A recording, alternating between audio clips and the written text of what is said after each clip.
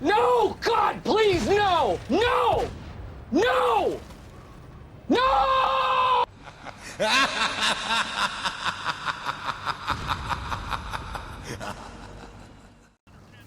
Hi guys and welcome back to the channel. Today I've got two replays in the Soviet Tier 8 heavy tank, the beast that is the IS-3. Now, I'm going to start this off with, don't text and drive, children. Don't text and drive, as you can see. And as always, if you haven't guessed by the title, it is the video for which I will get the third mod of excellence in this tank. And the final game in this video is most definitely worth watching. The game is just crazy. And this game gets a little bit tense very quickly too. Now the IS-3 is the beast from the east. It's the old guard tank. It really is a symbol of the old guard. It's still a good tank now though. Like there's quite a few other tanks that are old and they're not so gold. This one definitely is. It's still good. There's many IS-3 variants now.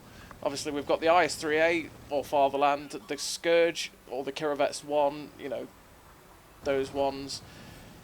There's just so many different variants of pretty much the same playstyle. And you'd think, especially with some of the improvements on some of them, like I'd say the Scourge is better than this tank. I'd just say it's overall generally better, because it doesn't have the weak spot on top of the turret that's like really overmatchable. It still has this Russian spaced armor, you know, where it just bounces things and you sit there going, well, okay, I bounced that, okay, sure. Its gun in terms of penetration on its premium round is better, and the APCR round, the standard, is better. So I'd probably say, actually, to be honest, on the Kirovets 1 or the Scourge, the standard round is better than this tank. But the premium round on this tank is better, even though it's got, like, I think it's 5 or 10 extra pen on the Scourge. I'd say the APCR round premium on this tank is a lot nicer to have than the Heat. But the accuracy of this tank is better, I believe. I think the Scourge is, what, 0.44? This is 0.4. And you can definitely feel the difference between having that really high inaccuracy and having the 0.4. Like, this gun does behave to a point as a Soviet gun, and that's really nice. So on this map, on Sunset Coast, which everyone loves, obviously, we've got the weird alternate spawns, again, the third or fourth variant of alternate standard battle spawns. And I've come to this position here, and I was thinking at the time, and I still think it is a place you shouldn't go. This shouldn't have worked. This position it was an incredibly dangerous place to be. There's too much that could go wrong. Like if they pushed like they have, and say that medium and that heavy at G0 where they are now, if they decided to instead be at G9, 8 where they're covered from the guy sitting on the E line, but they can see me and pen me and hit me easily, then they'd force me into a gun line that might be sitting at H2. But as it is, in this game, they had nothing sitting in their base, so I'm okay where I am. But it's also a place, because if they push down the JK line, that it's incredibly easy to get YOLO'd. So this bit is going to get a bit hectic. We've got the T69 in front of us, and the Prima Victoria YOLOing us, right? Well, I'm always going to focus the T69, because it's an autoloader. We do have friends that are shooting. As you can see, the T69 gets tapped. Now, I could sit here and let this guy face hug my back, right? But I'm going to drive forward and let him come into my gun line. He's pushing me up, which means that I don't have to worry about the gun depression issues and him face hugging my arse, and I can pill him and shut him down. If I hadn't... I've seen many people in a situation like that where they'll end up just pushing back into the tank like that Prima Victoria, right? They'll have just pushed back into him and then probably got farmed in the butt while saying, why aren't my teammates helping? And that's because he's hull down on your backside, so he's not going to get penned because they're just going to bounce off his turret, and you're not going to pen him because, well, you've not got enough gun depression over your rear, and his turret armor is godly. So I had to pull forward to let him get shot by other people. Now, obviously, I was on the 3-mark ground at this point, and you know, you might be thinking, well, why do you want to give that damage to other people? You know, maybe, you know, you want the damage for yourself to push your mark up. Well, no, because he probably would have farmed me and killed me, and I wouldn't have got another shot in damage into him anyway. So all I had to do was pull forward, so I could get a shot of damage into him, let him get damaged. Hopefully, you never know, he could have been tracked, and then it would have made it easier for me to pen him anyway. And it was just survival, generally. So as you see with the IS-3, 13, 13, and 11. It was a first-class, high-caliber sniper. It doesn't often, I was saying earlier on, you can feel the difference between this and every other IS-3 variant, with the .44, .46, what have you.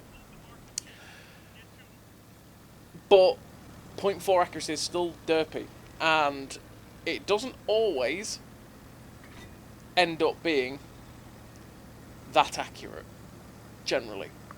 So we're on Kasserine, which is a map we're seeing quite often at the minute. One day we'll get the proper maps back. I'll say proper maps. We'll get more maps to see over and over and over and over and over again, right? That'd be nice.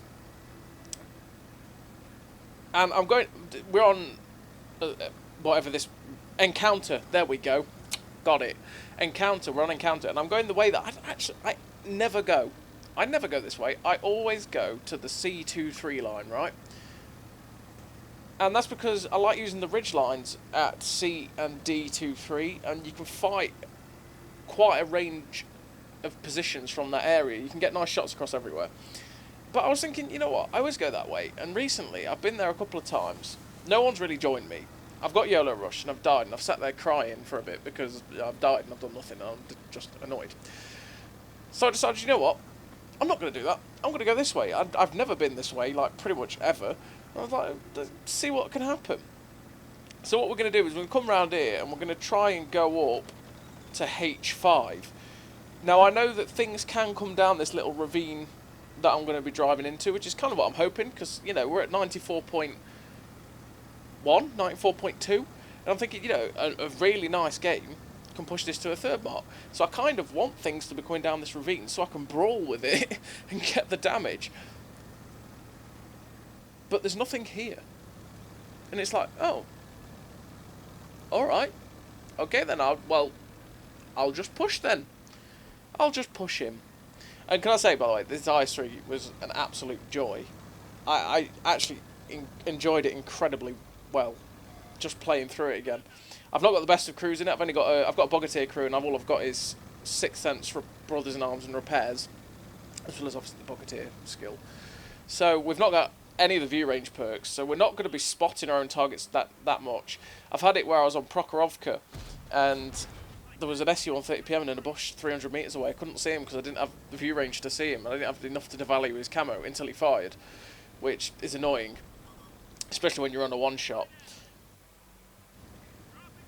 But yeah, so we've not got the best of crews. We've got the essentials though. We've got Brothers in Arms to improve everything. We've got repairs so that we can actually, if anything gets damaged, we can repair it. Like, being hull down is really annoying sometimes because people just shoot your gun and break it, and then you sit there for ages if you don't have repairs.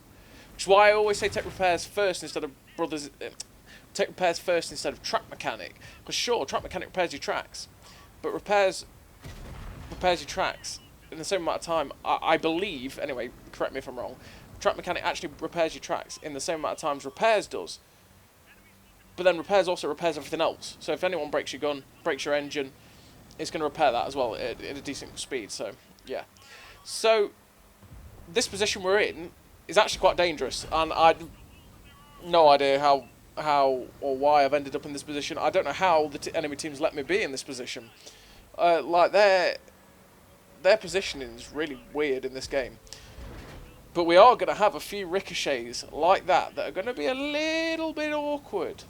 It's just going to lead to a little bit of awkwardness later on. So we've ricocheted on the SUM-1. We're using this mound in front of us to keep us safe from whatever was on those ridge lines. We see this Draugen and we're like, well, he's dangerous, so we need to get a shot into him. Get a nice shot into him at long range. Thank you, IS-3 gun, for working. And then this little light tank comes and YOLOs in. This T-71 DAT, and I know that he's firing APCR. He's not going to pen me. I am so confident. And actually, looking at him, I think he's actually got the T-37 gun, so there's even less chance of him penning me. We get penned by the Jagdpanther 2. I'm thinking, try and pull at this ridgeline, get gun depression to shoot this SU. Unfortunately, I don't. Try and pop a snapshot into him, don't get him. But now we're reloading and we see this dreadnought, and it's like, okay, we can't let this guy live. This guy is going to hurt us. So I know I might take a hit from the TDs over there, but it's worth it to get rid of the dreadnought. And I'm hoping the T-29 will finish him off. He does. I was backing up to try and entice the SU to shoot me rather than kill the T-29, but unfortunately he kills him. And we're just going to keep trying to shoot at this SU. And we got a nice shot into him. We're now on the reload. I know I'm going to eat one from him. It's impossible not to eat one from him unless I get lucky and he bounced. But I want to get rid of him because it's big gun. So we get rid of him, and now we're swiveling our armour. Luckily, Russian side armour bounces that guy. And I'm just going to make sure I pop the shot into him to make it so that next time I get to shoot him, he will be a one-shot. So he pens us there. I'm not sure if he penned us or the Dragon just splashed us with Hesh. Either one. But we managed to shut down the Primo. Now we know where the Dragon is, so we're just backing away from him so he can't shoot me. I'm looking at turning so I can shoot the TDs on the hill, but actually there's the Dragon over here. So I'm like, okay, I need to get rid of this guy. So we snap the shot in a little bit. And of course it ricochets, which is really annoying, really bad, because that could come to bite us in the ass later on. You know, which is always annoying because we need to get rid of that. But I know those TDs are there, but I've got to move quickly. I need to get down into this dip because I need to help this T-28 Prot in the cap. I want to help him and help him survive, because obviously saving your teammates equals potential to win. But unfortunately, he turned to face the bat chat, and the Type 59-2, who is up there, shot him. But I don't know what that Type 59-2 is doing. I don't know how he got in that position. I think he might have actually been stuck. But because of his position, that helped me to get him shut down. So I'm looking at the team list, and I've got Dragon, Jagdpanther 2, and an SU-100M1. I know where all three of them are. The Dragon is now spotted over there. The SU-100M1 and the Jagdpanther 2 were both on that ridgeline, and they don't seem to have moved all game. So I'm hoping / pretty confident they're still going to be there. So I'm coming up on this side of the rock, right? Now I'm looking for the Dragon, but I can't see him. But I'm coming on this side of the rock to shoot them. So I get rid of the SU-100M1. Now, in reality, at the time I just wanted to shut down one of them, and actually that was probably the worst one to go for because he wasn't a guaranteed kill. I should have gone for the side of the Jagdpanther 2, but his shot was also a bit slimmer, so it's a 50-50 choice really. But we got rid of the SU-100M1, and unfortunately our shot ricocheted on that Jagdpanther 2. I'm backing up because I'm worried that Dragon was going to be in a position to shoot me, but he's not. I'm going to poke up again, see if this Jagdpanther 2 is in a place where I can shoot it, but that's too risky, generally. And we get lucky that he only damages our tracks. I see if I can pop another shot into him while he's pulling back, but no. So I'm pretty confident while he's reloading, I can get down here without being shot in the butt. And I'm coming towards my KV-3. Now, I don't want to cap. Alright, number one, I don't really cap anyway. But number two, this cap circle is too dangerous to cap, especially when we're both one-shots, or I'm a one-shot at least anyway. Because they could come up on top of the cliffs, shoot down on us from any angle, quite easily. It's dangerous for them, but they could still do it, which means our game would be over. They could YOLO from different directions, shut us down. It's too dangerous to cap, so I don't want to do that. So I'm flanking round now, because I kind of expected that Jagdpanther 2 to maybe be still sitting on the cliff edge, and the Dragon was last spotted in this direction. So I was trying to kind of hope that the Dragon might get caught out, I might catch him out, and I might catch the Jagdpanther 2 still sitting on the ridgeline out. And that's why we're coming this way. And obviously, like I say, the cap is it's unviable, to be honest. So I was going this way. But no, one thing I didn't expect was them both, as one-shots to both tanks, to YOLO the cap. They both YOLO'd it, which was caught me out completely cold. Because that play that they just did could have gone wrong on so many levels. They did that in such a dumb way, to be honest, that it caught me out. But we know that Dragon was coming this way. Luckily, he goes up there. We shut him down. We're on to 7 kills now, 5.5k. And there's only one tank left, and he's capping, so we know exactly where he is. And right now, I think... well, yeah. Blood was rushing. Blood's pumping. Everything. I don't know. That was a dangerous thing to do there, because he could have quite easily caught me out on my pike nose, but he didn't, luckily enough. Now he's fired. Unfortunately, the gun derps again. It's Russian, so what can you do? And I know he's fired, right? I know he's also not got the 128. He's got the 105, which makes me more confident in side scraping him, because sometimes that 128 can just decide, you know what, I'm just going to pen it, because why not? And we pull out, finish him off. And that was a great way to finish the third mark of excellence on a tank that is still really good. And it's a really enjoyable tank. It was a joy to play even now to get to that final third mark. So we get high caliber, ace tanker, third mark of excellence, Devastator, Radley Walters, Top Gun, Steel Wall. Like I say, 2.3k base, 23 shots fired, 20 hits, 17 pens, and it's just a fabulous tank. It's still a tank that is well worth grinding towards and going up, and obviously you've got the T10 after it, which is okay, and the i7, which is also really good. But yeah, generally, a fantastic tank, and a great game to finish it. So I hope you enjoyed the new intro as well. That was a meme I had on the way to 3-marking this tank, and I hope you enjoyed the video. So as always everybody, thank you very much for watching, and I'll see you next time.